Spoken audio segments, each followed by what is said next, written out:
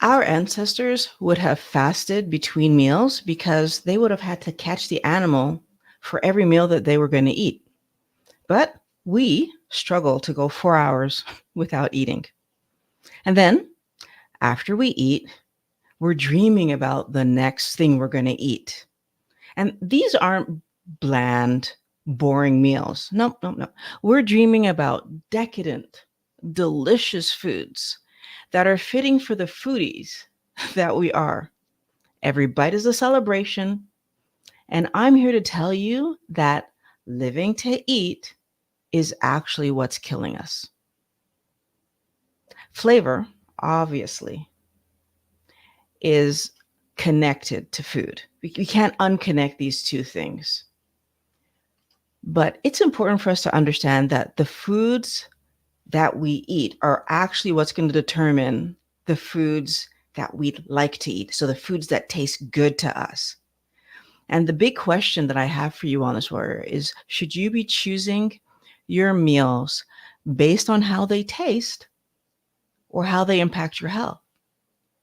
And I understand that it's hard to eat something you don't like.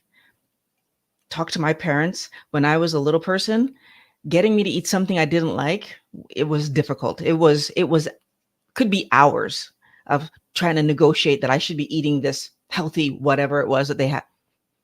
So I'm not sitting here without knowledge that it's really hard to eat something that I don't like. What I'm trying to get us to understand, though, is that the food you like is actually dependent on what you're putting in your mouth, right? And we see this clearly because depending on where you live in the world, the foods you gravitate towards are different. For example, here in North America, our foods taste different than over in, let's say, China, for example, right? And that's different than the kind of desserts and foods that you're going to find, in South Africa, for example. Why? Because we are just a different community of people putting different stuff on our plate, right? And I want us to be able to tell the difference between liking a food and chasing a food. I don't think that we know the difference because we don't talk about that different. We don't talk about the fact that we chase foods at all, as a matter of fact.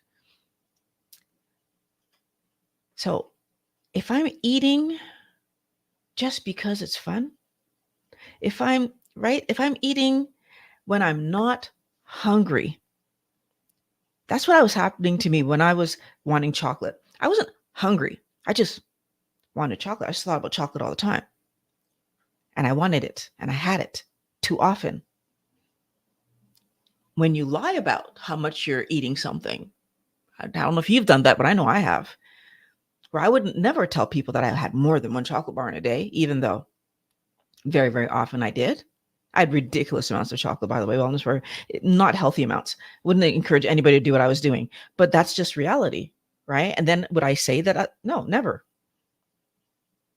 When you want chocolate and then you can't find chocolate, so you just end up eating something else.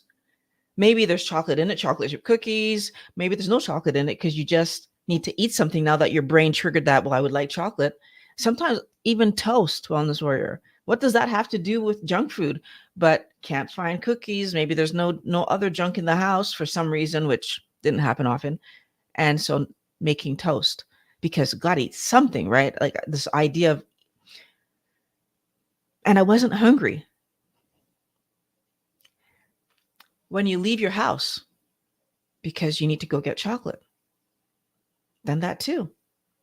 What was even more frustrating to me, and when I really started to see this as a problem, was when my daughter was little and I couldn't leave the house to go get the chocolate because she was sleeping or whatever, or maybe, right? And it was like, but that feeling that was in me that was like, but I need that. And the fight that I'm having with myself. Now, luckily, I never packed her up and took her out to go get chocolate. But the fact that I remember that and I remember being frustrated by that, again, how can we tell whether we like something or we're chasing it? Wellness warrior, I was not in control when it came to chocolate. Not at all. If I think about something that I do like, for example, pork chops, I like pork chops, but I don't eat them when I'm not hungry or any of the other chasing behaviors that I was doing when it came to chocolate. The difference between a pork chop and chocolate, it's quite obvious, right? One's a fun treat, the other one is food. But can I tell you that that chasing behavior, I did it for pizza. Now, pizza's supposed to be food, but yet I was in that mindset when like I would eat pizza when I wasn't hungry. I would like leave my house. I would go out of my way. I would drive out of my way for pizza. So we can have the same reaction when it comes to food. What's similar about food and pizza and chocolate? I really don't like calling pizza food anymore. I've actually stopped calling like traditional pizza food because it's not. It has a little bit of food on it, some pepperoni and maybe cheese and maybe some other meats, but mostly it's a bunch of carbohydrate. And anyways, what's the carbohydrate is causing us, like we don't even realize what's happening there, the problems that we're having. We never feel satisfied. And I want to be like this word came up. I was talking to someone, the word came up, satiated versus satisfied. I was often full, but not satisfied, still wanting to eat more. Not hungry, but wanting to eat something. Why is that happening? But it was happening. Food is one of the ways that we show caring. And we show it for ourselves. We show it for other people. And we like to share our happiness, right? That's how we share. We want people to be feeling good like we are, especially the people that we love, who we care about. And we want to feed them, right? They come to our house and we want to feed them, where we want to take them to our favorite restaurant so we can feed them, right?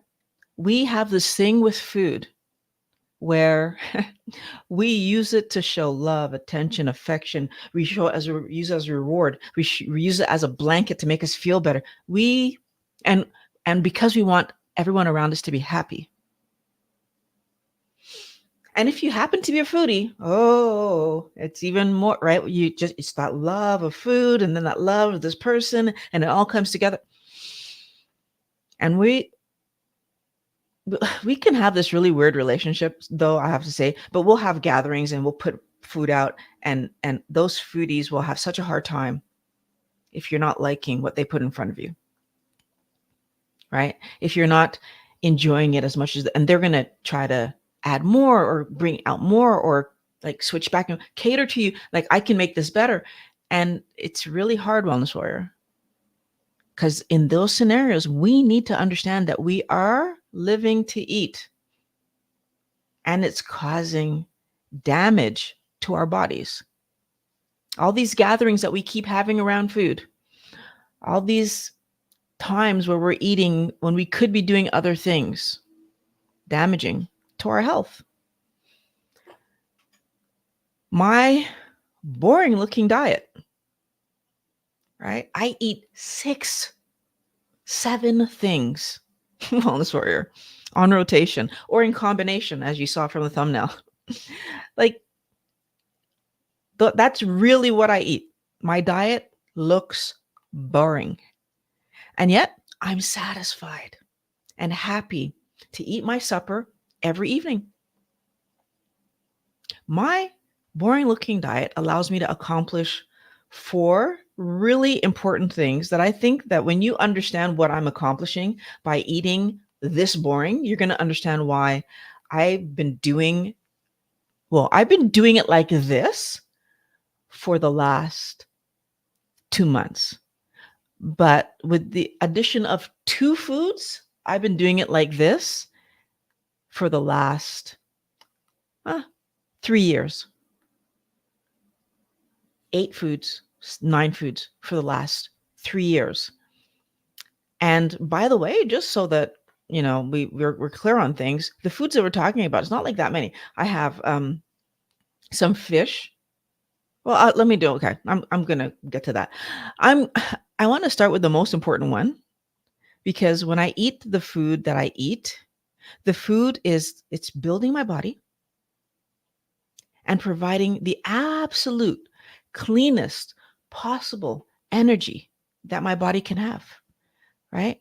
So these foods build me, they fuel me. I'm actually eating for health. That's the most important thing I get out of eating this way. I'm not putting things, don't get ahead of yourself. These foods make sure that every time my body wants to rebuild a part of me, the correct amino acids are there and the correct lipids are there, the fats that my body's made of. I don't even think we understand how much fat our body is. It just is, right? Every cell in our body has lipids. And I know when we say fat, we only think about the stuff that makes us look bad, but our entire body is made of fat, wellness warrior, protein and fat. And I don't think that we don't understand really why we need to eat the things that we need to eat to truly understand that limiting fat or eating the wrong fat. So these plant fats that don't incorporate in us exactly the same way aren't doing us any favors. Now, this ties really well into the second thing that I do, the second benefit that I get, I should say, which is that the foods that I eat, they are healthy foods, and therefore they make sure that what I'm building isn't like I'm not being damaged. Like my body isn't getting damaged by the chocolate was damaging my body. Pizza was damaging my body. I talk about those two because they're seriously the thing that I was eating the most. There were periods of time where I didn't go through a single day without having chocolate. And there were periods of time where I didn't go through a single week without having pizza several times a week. Those two things were damaging to my body. And cookies, it's obvious, right? Chocolate, it's obvious. But when you talk about pizza, it's not obvious. So unlike those garbagey foods, when I eat meat, which is what I'm eating today, meat, fish, poultry, right? What I'm eating today, I actually get the benefit of my body being built without it being damaged. And that, I don't know if we are even thinking enough about why that's so important, because your body is going to be damaged no matter what you do. Like just living, my body is being damaged, especially in the world that we live in where there's so much pollution, number one. But then number two, we are constantly being sold things to eat that are damaging, things to put on our skin that are damaging, things to spray in the air that we inhale that are damaging. We are constantly being sold products that we don't realize are damaging our body. But beyond that, just the natural process of living damages the body. The same way that the natural process of driving your car damages your car. If you want your car to stay pristine, and that's not even true, the same like our body. If you don't touch your car, if you let it sit there and just don't move it, it's still going to fall apart. The battery's going to die and things are going to seize up. And what happens to us when we don't move around? Wellness warrior, the same thing. So we actually need to move around and we need to live, we need to eat, we need to do stuff. And then our body's getting damaged and it needs the time and the right foods to be able to prepare. And so when I'm eating the wrong things, I realized that I was accelerating the speed at which my body was being damaged. Unbeknownst to me, I didn't know I was doing that. Of course, I didn't know I was doing that. Why would I do that? None of us know that we're doing that. And Can I say none of us know that? That's not even true. I can't say none of us know that. What I can say is most of us don't know that. Because sometimes we're ingesting things that we fully know are bad for our health, right? When we're drinking, when we're taking substances, when we're doing things that we need not do, we know that that is damaging our body. But most of us feed our children pizza, feed our children ice cream because we think that it's okay. And on some level, we think it's good, even. Like when we feed our kid pizza for supper, we think that's a healthy meal. When we give our kids ice cream or even frozen yogurt, I'll go there, frozen yogurt for dessert, we think that's healthier. And we think that because we've been told that. But is it true? Not at all. Not at all. What your kids should be eating, what I should be eating, what I should have been eating the entire time is meat. That's what I should have been eating. And fish. That's what I should have been eating. Right? Eggs, poultry, all this other garbage, right? That we were eating. Processed foods. The long, heavy list of processed foods that I was eating that was doing nothing more than damaging my body. Let's move on to the next benefit because I probably could stay there for a long time.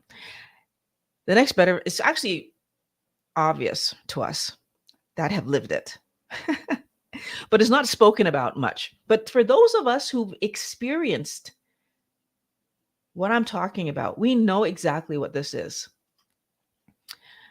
Food, so these keto carnivore foods ended my sugar addiction. And for those of us who eat properly and put down all the garbage, we know that we are not chasing anymore. Right? That thing I talked about at the very beginning. Eating this super boring diet, as most people are going to say I eat, allowed me to put down my carb addiction. Because why? Because I'm focusing on eating food, first of all, and I'm focusing on eating food that builds my body. And that doesn't leave room for chocolate. It doesn't leave room for pizza. And you know what? Just to be, again, transparency. When I started eating keto, I really wanted to find a way to keep pizza in my life. So I made all the keto pizza stuff. I did it. And I did it for several years. And then I transitioned from keto pizza to carnivore pizza. I'm like, okay, I can figure this out, right? The only thing that was on there that wasn't carnivore was the sauce. I was using a green, I can't remember what the sauce is called now, pesto, I think it's called, because nightshades, right? I have a problem with nightshades. And eventually, do you know what I figured out, Wellness Warrior? It's not worth it. The time and energy that I put into making that meal isn't worth, well, first of all, the cheese, the extra cheese that I have to eat, because figured out that galactose is mostly processed by the liver. Again, anything that's mostly processed by the liver is contributing to damage of the liver because you're overworking your liver. And so why am I having a milk product? I'm not a child anymore. So I have to go through the conversations that many of the doctors have put in front of us. We are the only species that continues to have milk products after we become adult. As a matter of fact, after we're no longer in the baby stage, because these other animals, as soon as they get out of the baby stage, they're not having milk. Some reason, and we have the milk of other animals. This is not human milk that we're having. That would be weird. It's animal, so I had to seriously look at this pizza thing that I was doing. And can I tell you that the one thing that I got out of that Netflix twin experiment video, blah, blah, that I watched that was positive, I will say, other than the frustration that I lived, you can watch that video if you want after this one, was that milk products have make us have casomorphine reactions, and casomorphine, it will make you chase. And I think learning that cheese could do that to me was the piece of the puzzle I needed to stop making carnivore pizza. long, circular, to show you how much we end up thinking about food when we're eating for fun, thinking about food when we're living to eat, all this shenanigans that I was doing to try to keep pizza in my life, wasting my time eating for fun, right? I eliminated my cravings, my chasing, and the lying to myself that I was doing. All of that gone. When I think about food, it's no longer anything to do with chocolate, pizza, like any of the ice cream, any of the carbs. When I think food, usually it's because I'm hungry. And what's going on in my mind is, what piece of meat am I cooking? I go to my fridge because that's where I keep my meat, and I get a piece and I cook it. And that's where I keep my eggs and my fish and my all the things that I actually still eat. And when I see chocolate, it doesn't look like something I want to eat anymore. Can I tell you how shocked I am that even those words just came out of my mouth? Can I tell you that in the history of being me, I never thought those words were going to come out of my mouth? It's only been 6 years that I'm eating like this, and it still shocks me how I don't care about chocolate, because I remember how I used to be, how I don't care about pizza. That's more recent, but I recently remember how I used to be. And I'm so happy that I'm where I am right now, that this is how I'm thinking about food. I'm surprised that more people don't talk about carb addiction. Like, it truly does surprise me and shock me. But I think that more people aren't talking about it because, well, first of all, there's a lot of people that say that they're doing keto and carnivore and whatever, but they're still allowing these things in. And I'll be honest with you, in my opinion, I feel like they are allowing those things in because they're still chasing. So I feel like they don't talk about the carb addiction part of this because they want to leave that door kind of open for themselves to be able to indulge. But again, then that means that they're not talking about the thing that could be causing those of us, especially those of us who struggle more in the chase. Because if I'm able to, let's say, eat a real cookie and get that hit and whatever, but tomorrow I can be back on track. That's not the same thing. And even if, I mean, I know people that this happens to too, where they'll eat a cookie and they'll eat another cookie and they'll eat it, and then they get mad at themselves and they stop, right? So maybe they've had 5 cookies and then they stop. But what about those of us who will eat that 5th cookie and stop today, and then tomorrow there's 7 brownies, and then the next day there's pizza, and then the next day, and then they're on a tear for a week or a month before they can yell at themselves enough to get back on track. And I feel like these are the things that some of the people that say, oh, once in a while, aren't thinking about. I think about those things because I used to be her, right? That I would go really well, months without eating chocolate back in my history, and then say, okay, it's been a long time. It's been long enough. I can have a chocolate bar, and I'd have that chocolate bar. And I wouldn't even get through the week, and I'm back to where I was when I first stopped. And it could have been months that I had put it down. We need to understand who we are and how we interact with food. We need to understand that some of us chase. And if I leave that door open to be able to bring something back in every once in a while, we need to understand that could be dangerous, wellness warrior. You're still living to eat there, right? And it's a recipe for disaster. So simplifying what I eat actually led to more positives, right? It led me to be more happy. It led me to feel like my life was just, I wasn't forcing myself to not eat the wrong thing. Can I just say how cool it is that I wasn't forcing myself to not eat the wrong thing? Like, that's the other thing that happened for me. This boring diet First of all, I'm being facetious because I don't find this diet boring at all. I love what I eat. But the interesting thing is I don't chase what I eat. It's very different. I love it because I know it's building my body. I love it because it tastes good. And I love it because I don't chase it. That's a weird part. It's like it's like being in a good relationship, right? When you're in a good relationship with someone, you're not chasing them. They come see you, you go see them. We're there for each other when we need to be, and we give each other space. We're not always on top of each other and like like intertwine. No. And I know that I'm going to have some combination of the 7 foods that I typically eat because I have 3 meats, 2 fish, poultry, like one kind of poultry that I like, and eggs. And I know that I'm going to have some combination of that stuff every day. And if none of those foods are available on this warrior, I'm actually happy to fast. Yeah. If there's no meat, fish, poultry, or eggs, like if that's not available to me, I'm not just going to eat cheese. I won't do that. I'll fast. I can make a day without eating. As a matter of fact, I happen to know I can make 5 days without eating. So I'm more than happy to fast.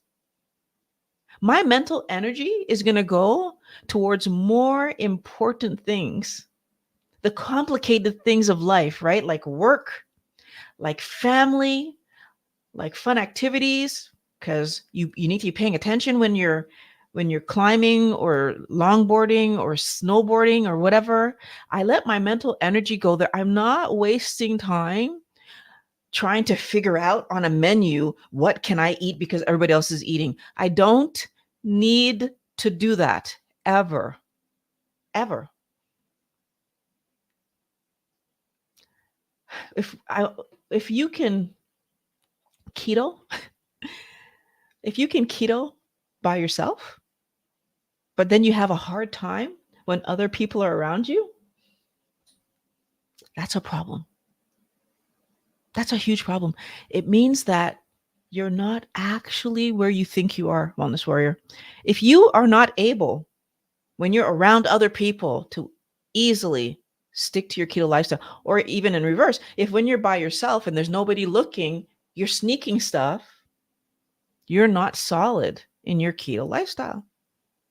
And some of us, when we go out with people, we're not doing our keto lifestyle because we're embarrassed to be on a diet. And I just want to blow that one out of the water right now.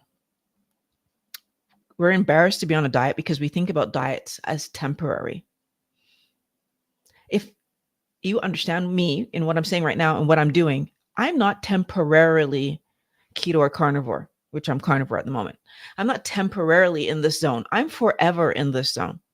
This is how I will eat moving forward because I've actually figured out that prior to becoming into my keto lifestyle, and by the way, I know that people like to make that huge distinction between keto and carnivore, and then there's low carb, keto, and carnivore. As far as I'm concerned, keto and carnivore are subsets of low carb because obviously, and keto and carnivore is a subset of keto. And for my body, since I know that my body reacts when I have 18 grams of carbs or more, like when I touch 18, I start having problems. Well, then I know that for the rest of my life, I'm going to live in the keto carnivore world. Now, I can tell you right now, I'm really thoroughly enjoying the carnivore part of this world. Do I think I'm ever going to go back to eating veg? At the moment, I can't see it happening. However, I'm not clairvoyant either. I'm doing what I'm doing in real time, and I'm sharing with you what I'm doing in real time. But what I can tell you is that allowing myself to learn about plants is what's got me feeling like pretty confident that carnivore is going to be a good, large part of my life. And the only thing that could make me even question that is if I happen to end up in a place on this planet where I can wait for an avocado to ripen on a tree and have avocado because I picked it and I know that it ripened on the tree, because I've just recently learned that that's how you make sure that you're not overloading your body with the poisons that the tree doesn't want you to touch their fruit too early. Yes, ripened off the tree. You still have the poisons in there, by the way. That's the only scenario where I could see myself having a fresh piece of veg that I eat. So if that happens, yeah, I'll have veg again. If it doesn't happen, I'll be fine, because I know I can be fine because I've been doing it. Other people have been doing it and they've been fine. But the other thing I want to point out is that we on this, in North America, let's say, but it's this planet. I can say this planet. On this planet, we've been on a diet. We just don't call it that because every single one of us is on a standard diet of some kind. But again, that word diet, when we say I'm on a diet, we think temporary, and we don't realize that we are always on some kind of diet, first of all. And that second of all, the standard diet, if we compare it to a keto or carnivore diet, keto and carnivore help you to get your health back. Keto and carnivore help you to regulate your weight. Keto and carnivore help you to make sure that you're eating the foods that are the least damaging to your body if you're doing keto. And if you're doing carnivore, you're eating only the foods that are building your body. So if I'm doing that, I'm building my healthy body, versus the standard insert your country diet here. That diet is an obesogenic diet. We are watching the world increase in weight every single year. We are all on an obesogenic diet, and we just act like but this is normal. And Wellness Warrior, I'm really working hard to try to get you to see that it's not normal. So that's the other piece of this puzzle. If you are not eating the diet that you are eating at home when you go out because you don't want to look different or you don't want to look like you're on a diet, understand, we are all on a diet. The question is the diet you're doing helping you to thrive or barely keeping you alive? Now, I want to point out that if I had allergies, which is code for being poisoned by a specific plant, by the way, I don't know if anybody, right? Like if you're allergic to or being poisoned by a specific kind of sugar or a protein that our body is not expecting, right? So when either the plant, I'm trying to think, or the milk protein, like when we're trying to get things in us that our body isn't looking for and our body's reacting, allergies, right? So for me, the allergy that I had was nightshades. So I wouldn't in my future have a problem going to a restaurant and saying, no, I'm not having any veg because I'm allergic to nightshades. And I don't know if you had tomato or whatever in there that touched any of these. So I'm just not going to risk it because I have really bad reactions, which is true, by the way, not Wellness Warrior. I have really huge pain reactions when I eat nightshades. And tomatoes, potatoes, eggplant, peppers, all peppers, like all the, not black pepper, but like all pepper from the, how do you call those? Like bell type and hot peppers. So it's the truth, right? I want to give you guys some tips to manage when you go out to eat or go to parties or whatever, because like for me, I'm lucky. I can say allergic, right? And in my family, people have heard me say allergic and they understand it because again, in my family, we have eczema and all these, and we know there's things we just shouldn't be eating. And if any of us is respecting our body and not eating those things, we accept it. We're like, yeah, cool. I get it. Right. And we're not forced. But when we go out with other people or when we go to parties with other people, maybe they don't really understand. Maybe they haven't lived. Well, maybe they don't know that they've lived. They might not know that they've lived some problems of reacting to plants because not all reactions are pain like what I get. And it can be really, really, really hard to understand why somebody is so afraid of a potato until you've lived it. I'm sure some of you might have lived it. Okay. So the next thing I want to talk about is like some tips. So keto restaurants or keto friendly restaurants, I'll say. If you push for the restaurant that you want to go to, and then you're going to be really, really sure that it has things there that you can eat. And one of the things that I'll notice is, especially sometimes I'll talk to people and they'll be going out for their own birthday, but then the restaurant that's being chosen has nothing for them to eat. And I especially think that when the event is around me, then we're going to pick a restaurant where I'm going to find something on the menu.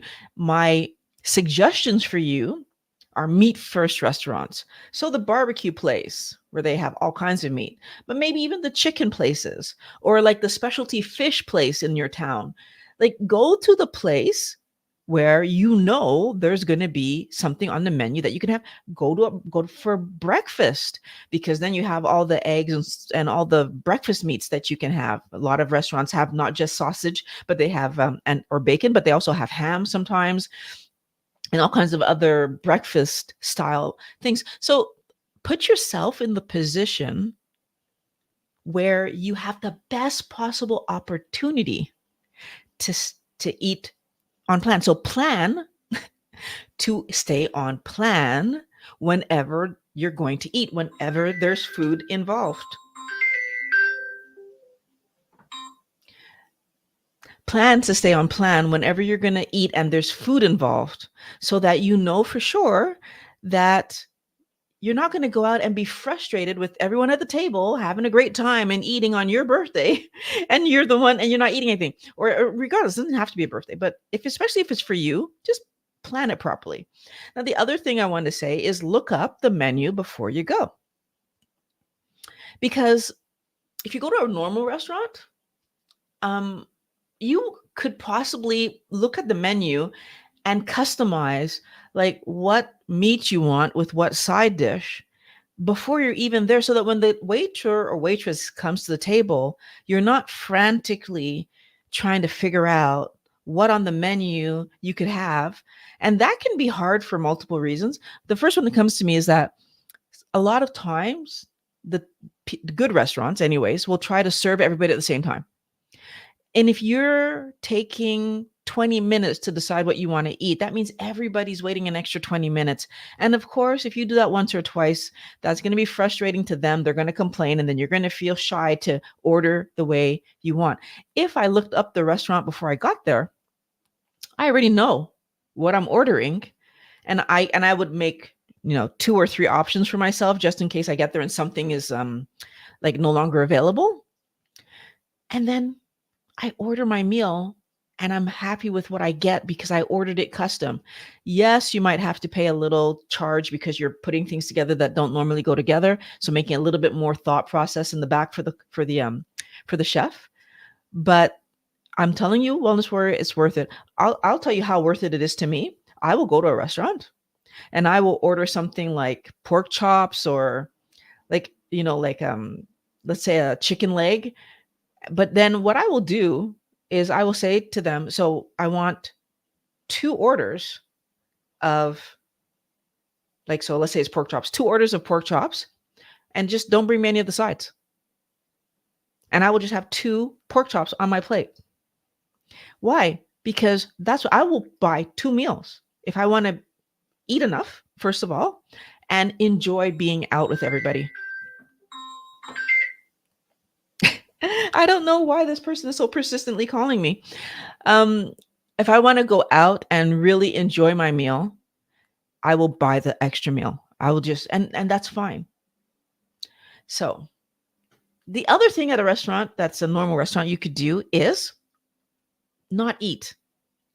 I have on multiple occasions gone out to a restaurant and ordered coffee or tea while everybody else is eating.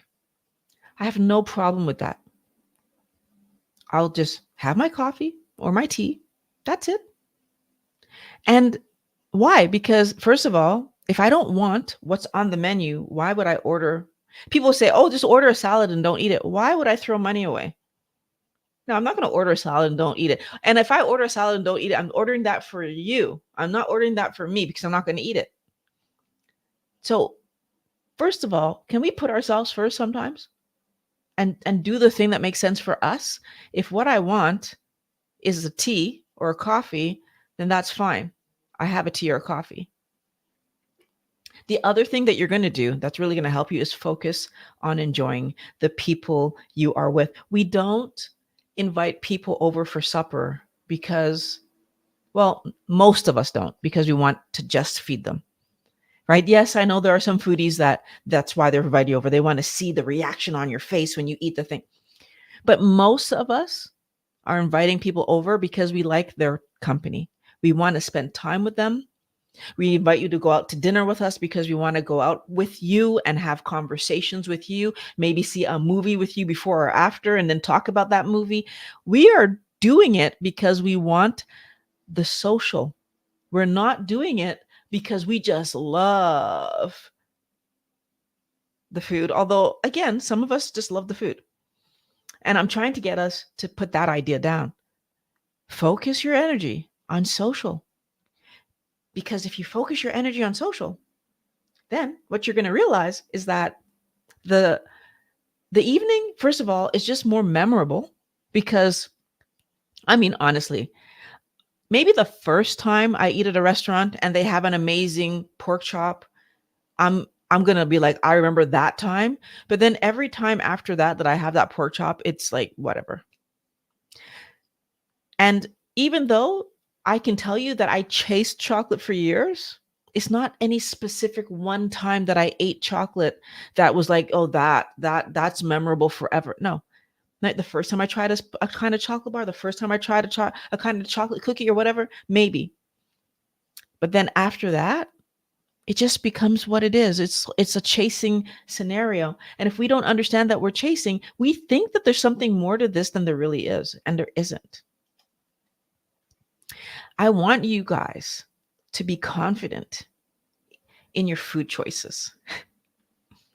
And in order to be confident in your food choices, I really do think the number one thing that should be doing that we don't do is remember, think about why you're doing that action in the first place. So why are you choosing to eat this way? What happened and what's happening? Like, what are you getting out of eating the pork chop instead of the pizza? And I can tell you, first of all, the fact that I'm sitting here and we've been live. How long have we been live? We've been live for 42 minutes, Wellness Warrior. And the fact that I'm sitting here in front of you and I can stay sitting here for another how many ever hours I want to. But had this been 6 years and a half ago, I would be already writhing in pain in my chair and I would need to get up within the next 5 to 10 minutes, or I would not be able to manage myself. I could not sit for an hour in a chair 6.5 years ago. You need to remember why you're doing this. My joints used to hurt all the time, not just when I did something strong, all the time. You need to remember why you're doing this. And you need to be honest with yourself and other people rather than avoiding, justifying. Like, I see so many people trying to explain away why they're eating how they're eating because they don't want to admit that, well, I have weight to lose. They don't want to admit that their health could be in danger. So they're going to give reasons like, well, I heard that, it's healthier to do these kind of things. And I'm trying this out for a little bit and not fully committing. But if I'm not fully committing, then I'm not fully committing. Like, can we just for a second, if I'm doing something, but not really, I'm much more likely when I'm out and about to allow myself to not do the thing that I'm saying I'm doing because I don't want to explain it again. I don't want to get the looks. I need to be honest with myself rather than justifying to others. This is what's better for me. And if I don't truly believe it's what's better for me, then I'm not going to do it. Right? Even if I've seen results. So even if I've lost weight, you know what? We've all lost weight before and put it back on. I did that several times in my history. You lose weight, you put it back on. So is it 100% that when I say, oh, this is the healthy way I'm going to lose weight this time, that it doesn't mean I wouldn't put the weight back on? And some of us truly don't know why keto and carnivore is that answer.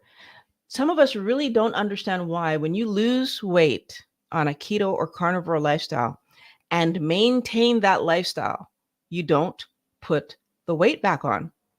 And because we don't understand why, we treat it like any other diet. And we have this expectation that it might not work. And so we're constantly trying to justify to other people why we're eating the way we are, because we're still trying to justify it to ourselves.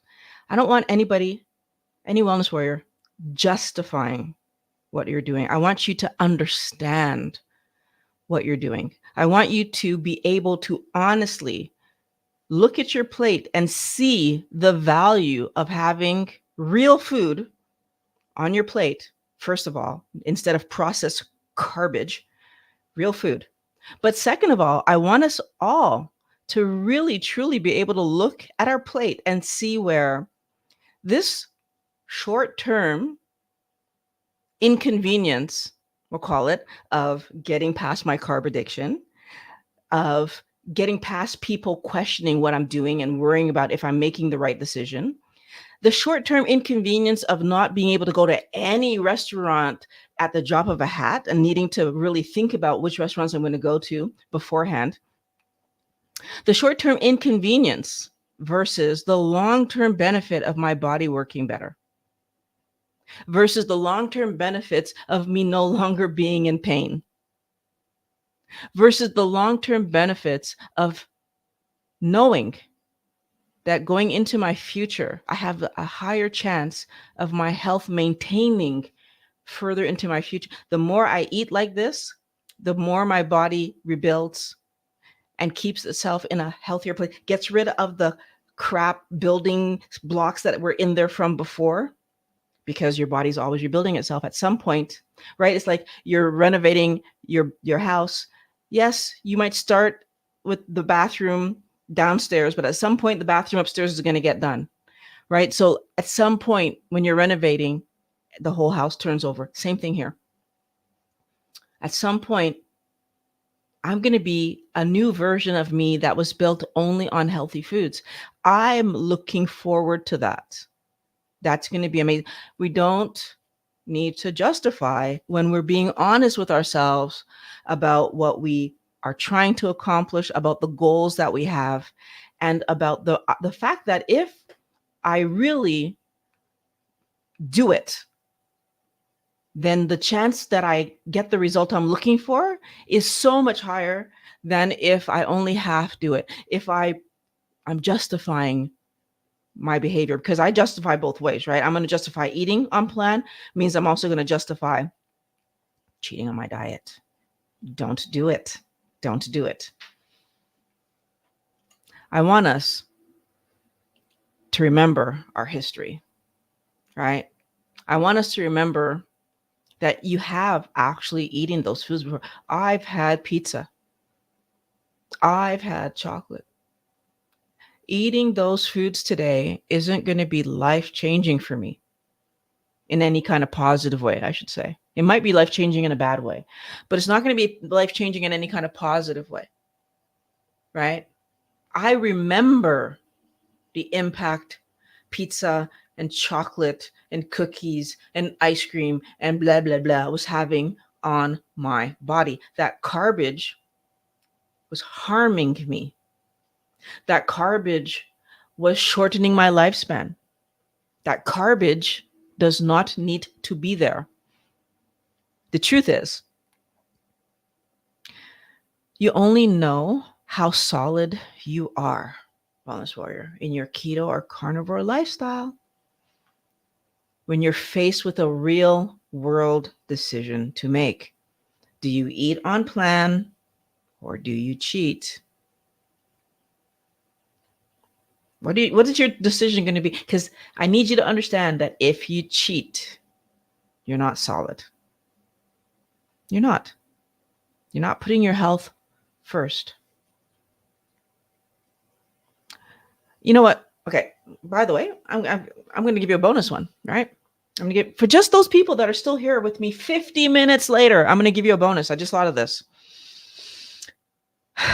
So, have you ever thought about how, like, if you want to be really high level at something, it's the boring stuff that separates the people who make it to high level from the people who just stay recreational level. So, if you think about basketball players, they're out there practicing free throws, right? Like they practicing 3-point shots, practicing doing all this boring stuff. Like people that play recreational basketball barely practice. They want to get on the court, play the game, look like a star and go home.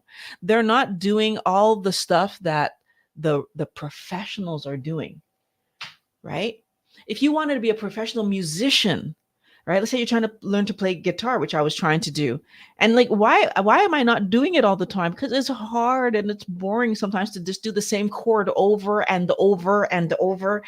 And I want to play a song and like I just want to play a song versus a professional is doing that same song over and over, the song that they know how to play, but they will play it over and over till they play it perfectly. So they play it without missing. So they play it till it's burned into their brain that they know that chord to go from that chord to that chord without, but they never miss.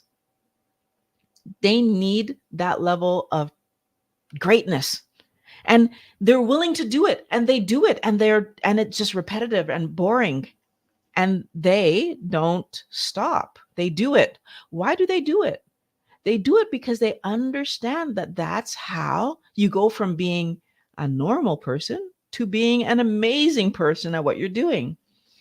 And so when it comes to mental health, right? I'm always at conferences and learning more. And a lot of people would be like, you still go to conferences? Like what? There's more, like, aren't you bored of learning about No, I can't get bored of learning about psychology. Even though sometimes I go to a conference and they're talking about stuff that I already know, but just hearing somebody else talk about it and maybe the little twist left or the little twist right that they put on something that I already know, I find it interesting. And obviously, as you can tell, when it comes to physical health, I'm doing the same thing, right? There is so much that I already know, but I will watch a video from Dr. Bear, Dr. Berg, or Dr. whoever, Dr. Ekberg, Dr. Fung. I will watch a video where I can see from the title, I already know about this, and I will watch it anyway, Wellness Warrior. The boring stuff is what helps us to win. The boring stuff is what drills down into my mind all the details that I need to remember when I'm out there in the world and I'm going to eat something. That's the stuff that I want top of mind. And I want it top of mind because if it's top of mind, then that means that when I'm actually about to make a decision, it's the first thing I'm going to think about.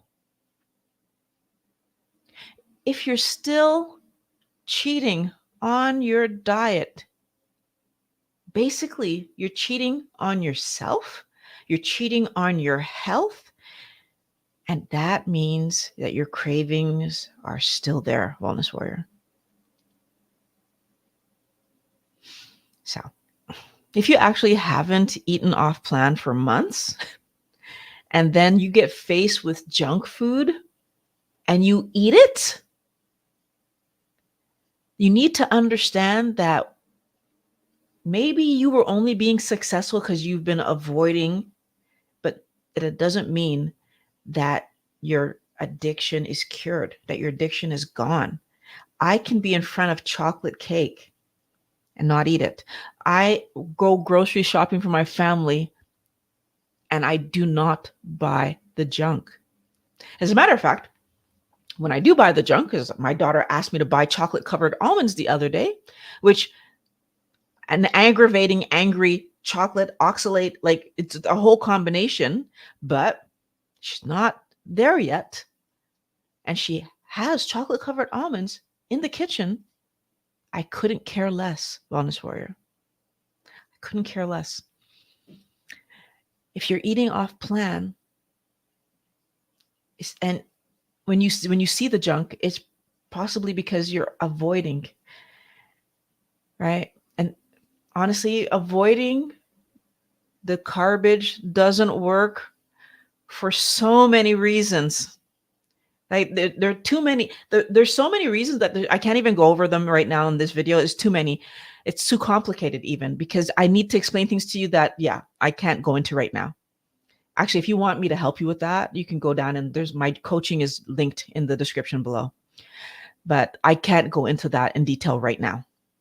What I'm going to let you understand right now is that if you find yourself in that situation where you're faced with junk and you eat off plan, you still have things to work on.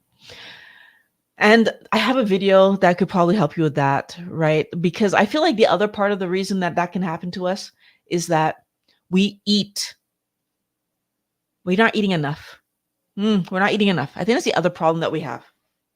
I realize now, severely under eating. And the funny thing, by the way, when you undereat, it doesn't mean that you're just going to lose weight like a crazy person. I was stable for so long and didn't realize I was under eating.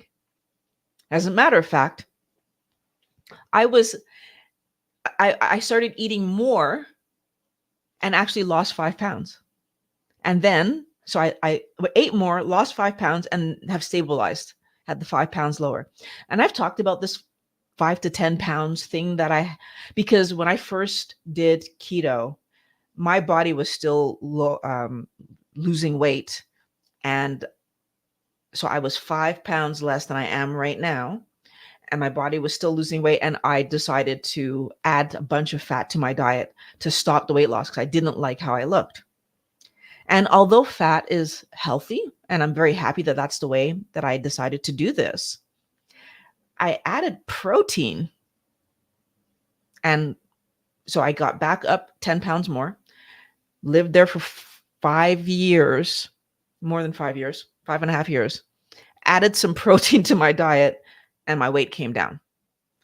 And then, but I was away from home when that happened. Actually, I have a video about that too. I can link that one as well in the description. That one I'll put in the description. Anyways, I ended up realizing that I was under eating. And maybe it's the same video that I'm thinking about. Yeah, I realized I was under eating. So, wellness warrior, I feel like when we don't eat enough, we're gonna get snacky. Was the point that I was gonna make right now. When we don't eat enough, you get snacky. And then when you're snacky because you're hungry and we're not solid in what we're doing, we end up wanting our typical junky snacks instead of focusing on eating the healthy thing, instead of focusing on just having more at each meal. And so I hope that this video that I'm going to link right now is going to help you to understand that you can have more at each meal, and that's going to help you to be healthy, and it's not going to cause you to gain weight, right? Like that's something that, and it's not that I was afraid of gaining weight, but I just didn't realize how much more I actually could have been eating. I didn't understand how much food my body needed to do all the things that it's trying to do. That's why I want to word that. And I think that when we don't know how much food our body needs to do this work, because it's working, it's thinking, it's rebuilding me, it's processing the food I am eating, it's getting me around, it's doing the exercise that your body is so heavily working. And we keep trying to minimize what we're eating because we don't want to gain weight. And I feel like these two processes end up fighting with each other. And then your brain gives you signals to try to send you out there to get more food. And if we get that signal and we're in a delicate situation, whether it's a delicate emotional situation because of life, or delicate physical situation because we're sick, or anything that's going to get us off our game, then we might eat the garbage. So watch the video. I'm going to, at the end of this, we're going to do some question and answer right now, but watch the video. I'm going to link it in the description, and I'm also going to put it on the end card. So let's see. Wellness Warriors, first of all, I would be extremely happy if you are able to put QQQ in front of your questions for me. And I would love to answer some questions today. And I want to first of all say hello to everyone. Good morning, Catalyst. And good morning, Melissa. And thank you for answering the question. You would characterize your current diet status as carnivore. Carnivore is very, very, I'm carnivore at the moment, but I understand the idea of flipping back and forth between carnivore and keto. Yeah, I did have a question. I hope you guys can answer it. And Catalyst said you would categorize yourself as ketovore, mostly meat, small amounts of spices. That is terrific. I see a lot of carnivore, ketovore. Good afternoon. Is it afternoon yet? Good afternoon, Melissa. Good afternoon, Carol. How are you doing? Sing it. I'm glad you're able to make it ketovore, dangerously close to carnivore. Thank you for liking my 75-year-old interview. It was, I did find that was a great interview.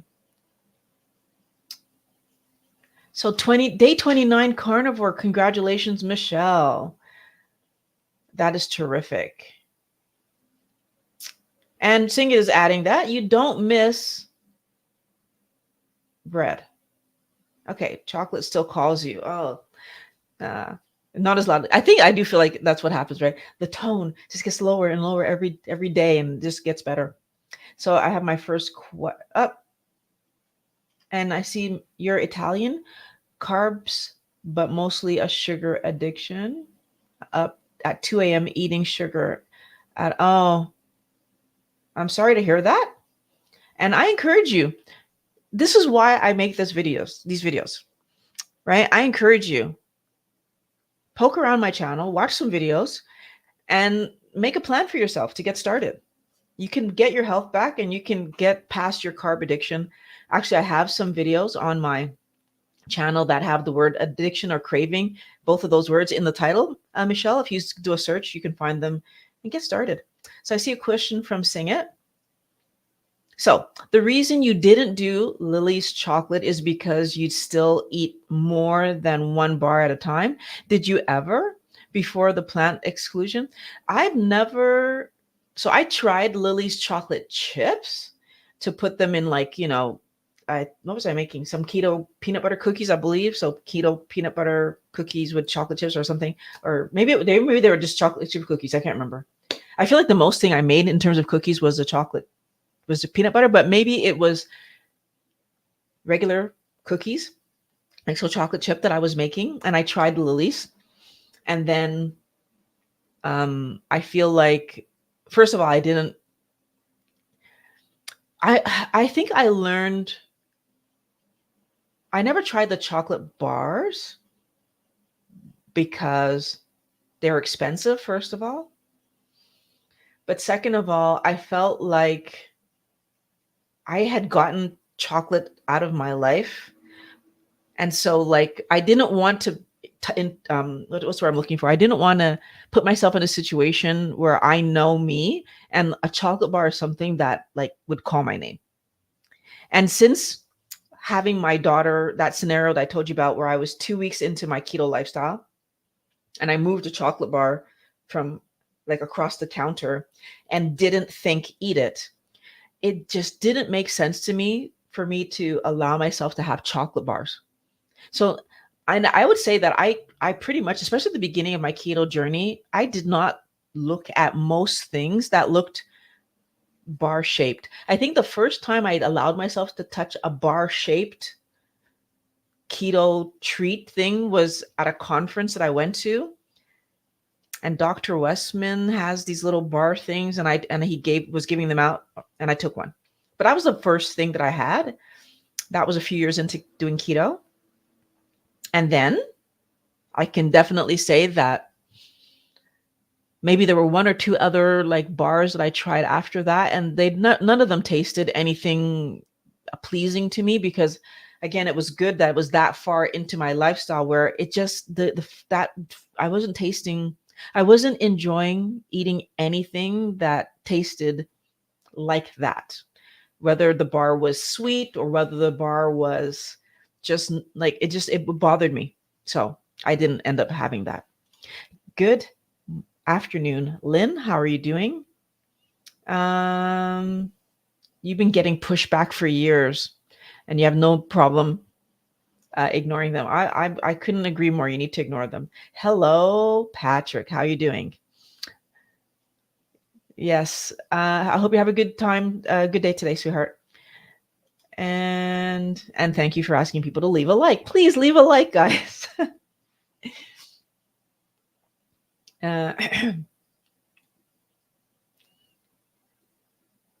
let's see. I love my boring foods. Ribeyes and bacon excite me. Oh, you know what? I didn't even say anything about bacon. I do like bacon. I don't have it every day. See, this is again the thing. I really like bacon. I don't have it every day, but when I have it, I totally enjoy it. And how often would I say I have bacon? Maybe once a week, maybe twice. But this goes back to that whole idea of when I used to say I like chocolate, I'd be eating it all the time, right? Where I like bacon, I really do. Like bacon is something that probably if I had someone make it, because it's messy to make. Again, I'm a lazy cook, right? So if I had someone to make it for me and they were going to clean up afterwards, I probably would have bacon more often. But because I have to do my own cleanup, I like cooking things that are not going to cause me more work. Hello, Dexter. Nice to see you from Trinidad. Uh,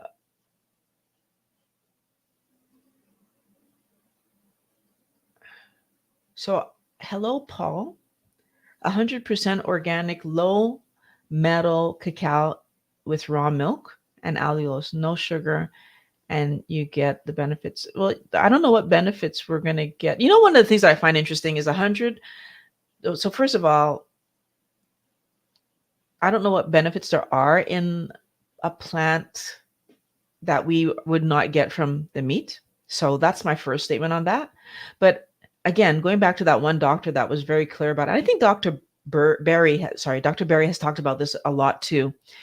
Like there's zero reason for us to be drinking the milk of another animal. And actually, a matter of fact, Dr. Georgia Ide pointed out in her book that milk products, so the whey in milk pushes insulin resistance. So again, we think we're getting benefits, but we're not. So assuming that you're looking for assistance, Paul, I'm offering you that to think about. Hello, Laura.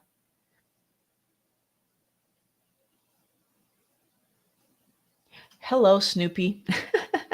Yeah, I did switch. And let's see. Oh, I have a question. If you guys have questions, this is the time to put them in because I'm near the end. I'm near the bottom, and if not, we'll be moving on. So, question from KC: doing carnivore brought A1C down from 9.1 to 5.2, but still the highest because be number when I woke. Sorry, this is. Will this eventually change? Okay, but still the highest number when I. So 5.2, I believe, from everything I've understood from the doctors, that the more we eat healthy, the more our body corrects. Something that I have always been thinking about, because it only just makes sense to me, especially when I think about it from a mental health point of view.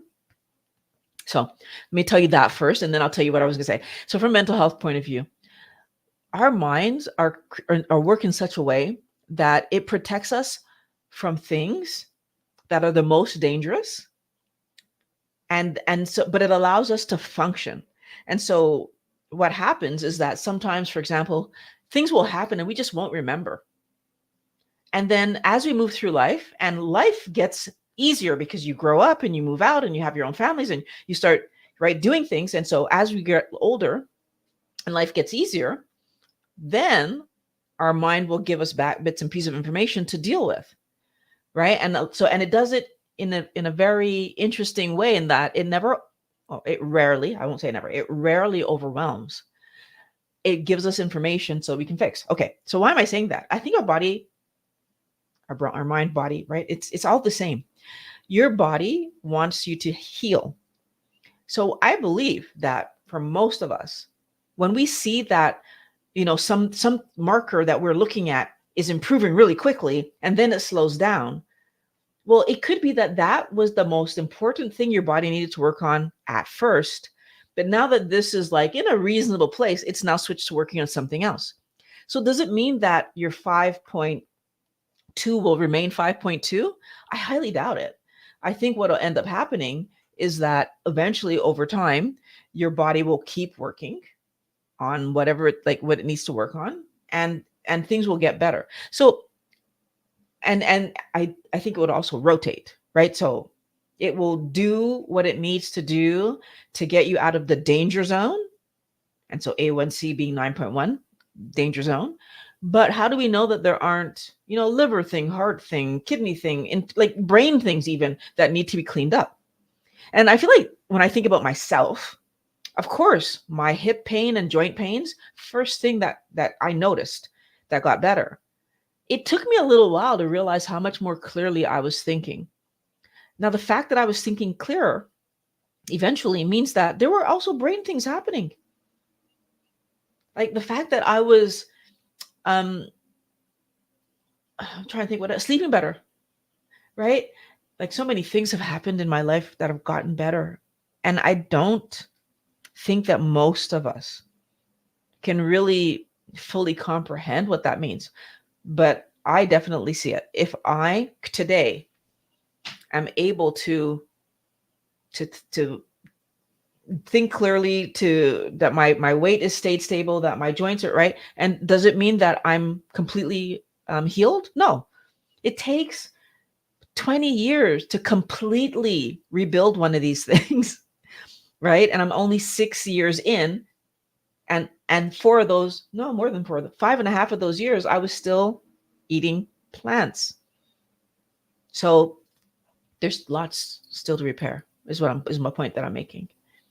Good morning from Texas, and I'm going to assume that you're a carnivore since your name says Texan Carnivore. Thank you for joining, and congratulations on your first carniversary, May 1st. And so let's see. Sing It says, chocolate and pizza, Chinese food was in there. Seriously subsisted on them. Oof. I shouldn't say oof. I subsisted on pizza for some periods of my life, especially in my younger years when I was going to university. Oh my gosh, like pizza every single day, probably during like every single school day during that period of time. And then when I was working at one point for the government, there was a period of time where we had this like really fancy pizza kiosk in the mall. And for real, like there a piece of pizza like that, like just a small piece of pizza like that was like $15, but it was like thick, and definitely had too many of those. Let's see. Still make chicken crust pizza, cheese. Gotta really ponder over this. I do chase pizza still. So I mean, I definitely would encourage you to think about it. For example, for me, I haven't had a pizza like a carnivore pizza in months now. But like, would I say I'm never gonna have a carnivore pizza again? Probably only because of one thing. Like I'd have to put some kind of sauce, and I don't know how to do that without using. So if I figured out something to put there that wasn't I don't even know what that would be. Like what could I possibly put? I feel like at that point I'm just making a sandwich, right? Just a bunch of pepperoni on top of a bunch of chicken, making a sandwich. So yeah, I can't see myself ever doing that again. But one thing that I will say that I did do that I thought was kind of cool is that same mixture that I was using for the carnivore pizza. I do have a waffle press, and I put it in there. Like, so, what were those things called when people, I don't know if anybody can help me out here. What were they calling those things when you put like stuff in the waffle press to make chaffles? I reminded myself. But instead, I was just putting the meat in there to kind of firm it up. So then I could use it. This is still when I was having avocado, and I would just have my avocado with that.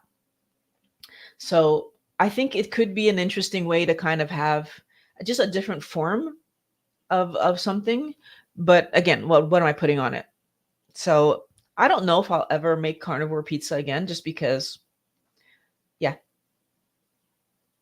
So I have a question from Sing It. Is it warm in Canada yet? Yeah. So it's warm, but they haven't cleaned the roads. So I'm not able to go longboarding yet. Well, maybe I could use my electric longboard because that has big tires, so it can roll over most gravelly stuff. But I would rather wait till it's cleaned up because I don't want to accidentally damage it. And let me see. I have, so my outdoor activities haven't really resumed fully yet, except for going for walks. That's the only one that I'm able to do. Yep. But I'm going to be taking my bike out very soon. I need to put the air in the tires. I'm going to have my trike. I only rode my trike last year, like twice, I think. I want to put that on the agenda, especially when I'm going to my parents' place. They are a 5-minute car ride away. Maybe not even 5 minutes, 3-minute car ride away. So on my trike, when I'm doing it well, it's like maybe 10 minutes. And if I walk my trike over, it's like 15. So it's like it's not that it's that hard. It's just that at this point in time, because I haven't ridden my trike in a long time, I'm still rather slow on it. And this year, I really decided I want to get back to riding my trike. I'm kind of hoping that Kai will join me in like triking over to my parents' place, because that could be fun. She also has a trike. So that could be a fun activity that we do together.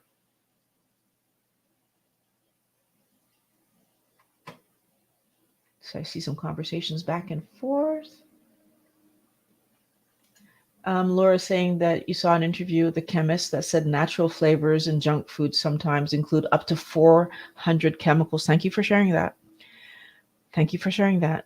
And some of the chemicals even made the workers in the lab sick. Thank you for sharing that.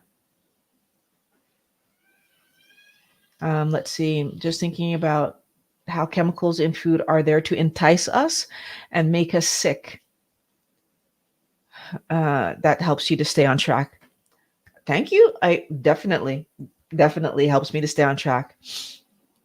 One of the reasons that I'm like not a big fan of processed keto foods, and I do know that a lot of doctors have them and they say they're supposed to be transitional. The problem is that I see a lot of people, and I could totally see myself being one of those people where that I might start off thinking they're going to be transitional and then keep them in my life for way too long. So I definitely want us all to consider that even the best quality keto snacks often have almond flours and other flours that we need to do our research to see, do those things have oxalates in them or other anti-nutrients that the plant just trying to harm us. Hello, Jay. Nice to see you here. So I'm very excited about the coming weeks. I want to encourage everybody, please come over, join me at thewellnesssquad.org. If you want to talk in the group, talk to not just myself, but talk to each other. That's why I made the group. I want you guys talking to each other, supporting each other. And of course, I'm going to be in there supporting you. But let's talk to each other. So it's really cool. And in there, you have, the opportunity to maybe ask questions and get some feedback and other people's ideas on how we can do keto, carnivore in a healthier way and help you to stay on track. I definitely can tell you that I've stayed on track because talking to you guys helps me to think these things through. And then it helps me to like make new videos, and that helps me to think it through even more. I'm constantly thinking about this stuff and really analyzing the questions you guys ask so that I can help you to make better decisions. Right? So Wellness Warrior, come over to the squad. And if you would like to work with me, my link is down below as well, and we can work together. So I want to thank you very much. Next Monday, I'll be back. We can have another conversation. Like the video, it does help. Talk to you very soon.